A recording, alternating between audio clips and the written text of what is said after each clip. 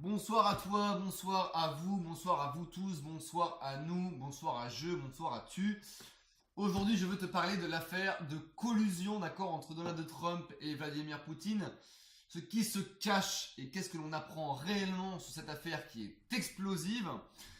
Pourquoi ça a été très peu aussi reporté par les médias et pourquoi c'est important de s'intéresser à cette affaire-là. C'est ce que j'ai essayé de découvrir. Si tu veux en savoir plus, eh bien, viens avec moi.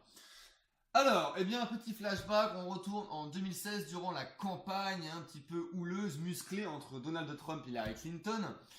D'accord, donc on s'accuse, on accuse les uns, on accuse l'autre, etc.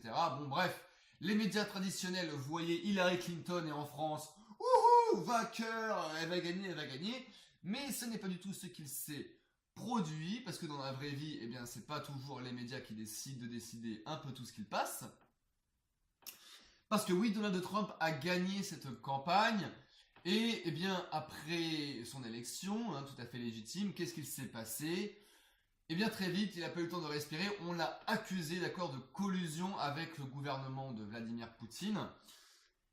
D'accord, donc qu'est-ce qui bien cette enquête donne à l'heure actuelle? Eh bien cette enquête menée par Robert Mueller, donc le procureur général, eh bien nous apprend bien que cette enquête tourne un peu dans le vide, un petit peu.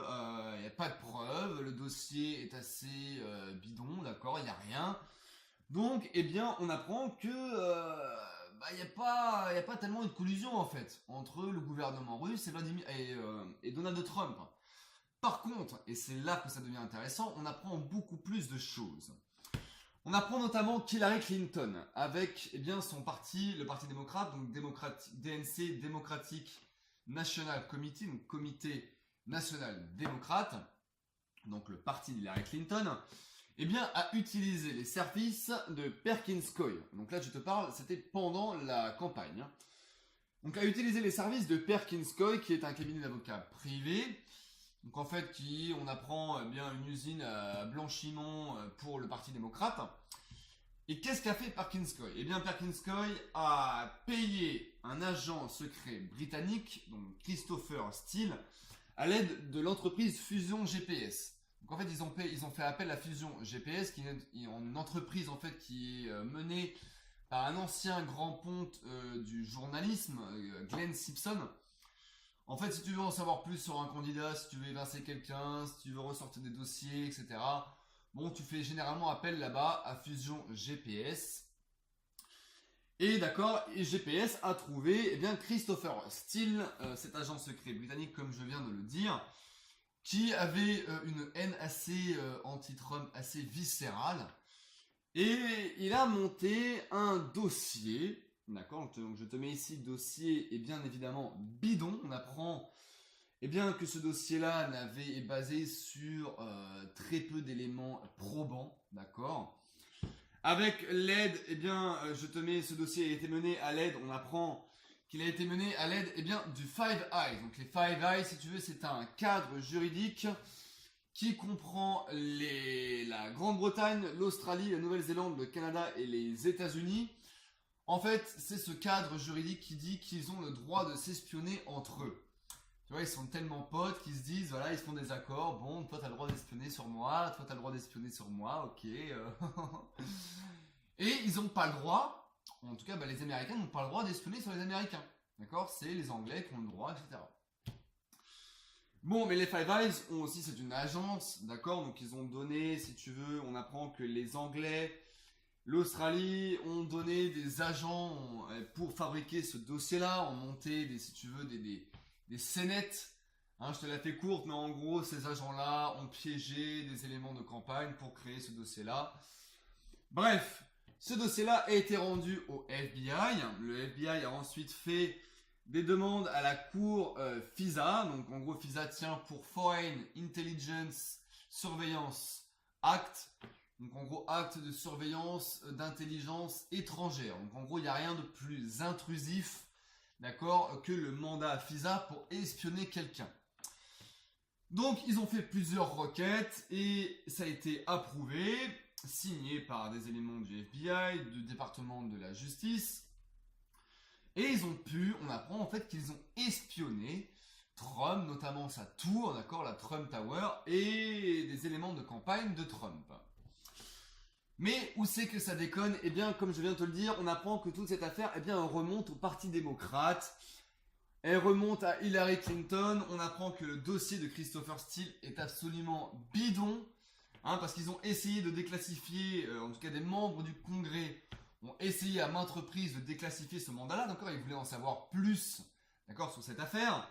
Mais ils avaient toujours des versions hautement rédigées, donc c'est-à-dire hautement censurées. Tu vois les feuilles avec du stylo, enfin du marqueur noir partout. On va t'avais que ça en fait. D'accord, donc t'avais le mandala, mais t'avais que du noir. Tu vois, donc bon, bah qu'est-ce que vous cachez les mecs? Bon bah il disait bah voilà on veut protéger on veut protéger des éléments voilà de l'enquête pour pas les voilà pour sécurité nationale. Sauf que pas du tout. En fait ils essayaient de sauver leur peau parce que le président a dit bon bah là les mecs j'en ai ras le cul, je suis président maintenant donc vous allez me déclassifier ce mandat FISA et on va en savoir plus. Et qu'est-ce qu'on apprend à l'heure actuelle? Eh bien avec cette déclassification et avec aussi des anciens éléments du FBI qui nous raconte qu'il faisait la navette entre ce cabinet d'avocat Perkins Coie et en même temps était un haut fonctionnaire du FBI, donc je te mets ici James Baker, eh bien lui témoigne en ce moment même de toute cette affaire-là. Donc on apprend finalement l'ampleur des dégâts et l'ampleur de la corruption de Clinton, du Parti démocrate, du FBI, de cette agence Five Eyes, d'accord, donc des Britanniques, des Australiens. Donc cette affaire, elle est énorme. Elle est énorme parce que tout est illégal, tout est frauduleux. Et je te mets aussi ici, les Five Eyes ont espionné Donald Trump, d'accord, sous l'égide d'Obama. Obama a fait appel aussi aux Five Eyes pour espionner sur, comme je viens de dire, sur Trump. Mais là, pareil, d'accord, les Anglais, il a fait appel aux Anglais pour espionner sur Trump. Mais ils n'avaient pas le droit d'échanger on va dire, leur secret. Sauf, tu t'en doutes qu'ils l'ont fait, d'accord, de manière, là aussi de manière illégale. Donc cette affaire, elle est énorme. Elle est énorme parce qu'elle est en train de péter, elle est en train de péter dans les médias, elle est en train de péter officiellement. Donc c'est hyper intéressant de savoir que là-bas, ils sont en train de démonter un petit peu cet état profond. D'accord, toute cette affaire frauduleuse, qui aurait pu penser, que Clinton, le FBI, tous ces personnes-là vont se faire inculper de manière légitime et légale. Donc c'est là vraiment que c'est intéressant que cela se passe outre-mer parce que bah oui on se prend toujours les vagues américaines avec un peu de retard, mais ça vient toujours nous toucher un peu à la gueule, d'accord? Donc si ça se passe là-bas, ça va se passer en France incessamment sous peu, ça j'en suis persuadé.